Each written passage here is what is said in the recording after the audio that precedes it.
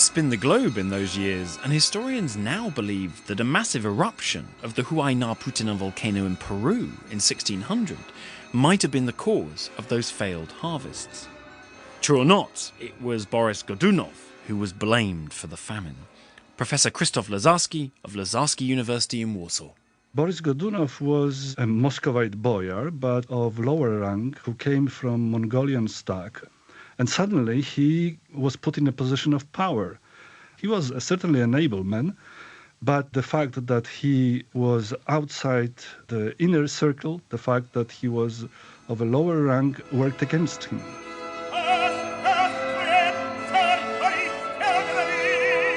Ranged against our Tsar Boris Fyodorovich and his fracturing Muscovite establishment was the alliance of Poland-Lithuania. Poland-Lithuania is at this period the dominant power in Eastern Europe. We have a vision of the history of Eastern Europe that is written backwards, i.e. because of what Russia became, Russia is assumed to have been important at all points. But Poland-Lithuania, which had formed a political union since 1386 and had strengthened it considerably in 1569, by so doing had created itself as a major power that was well able to defend itself and indeed expand its borders. Into this uneasy balance of power between Old Muscovy and Poland-Lithuania stepped the so-called false Dmitry Ivanovich, claiming to be the son of Ivan, or Ivan, the Terrible, and so the rightful Tsar.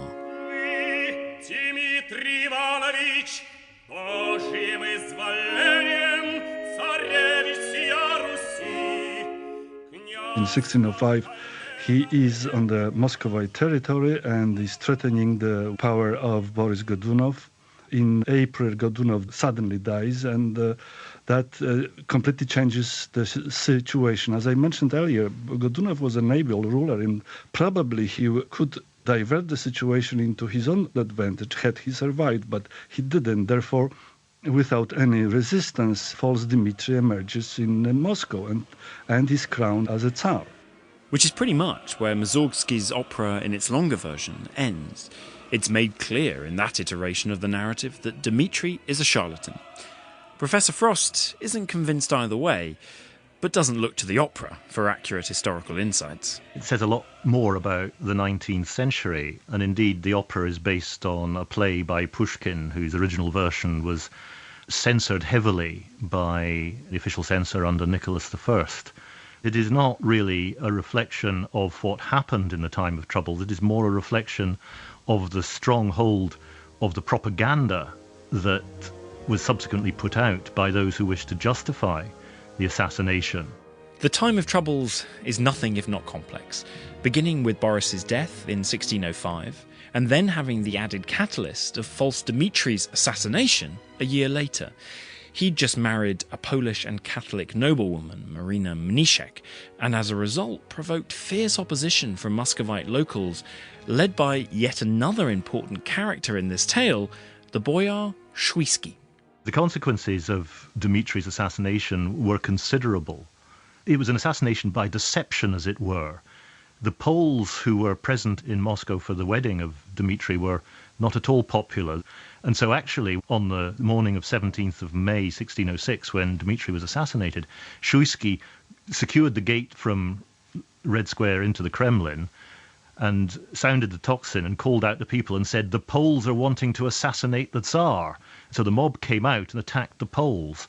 And then Shuisky and his boys went in and assassinated Dmitry, which the mob did not want because Dmitry was quite popular. But then the Poles come in mass.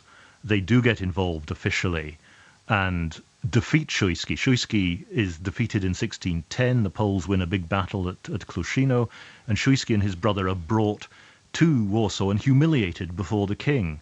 There's a Polish garrison in the Kremlin for 2 years, from 1610 to 1612, and the Poles besiege Moscow once again in 1617 before peace is made. And it's that sort of vision that becomes embedded in Russian historical memory. 1612 has been made a day of national remembrance of what the Poles had done. There's been a dreadful recent film made about it.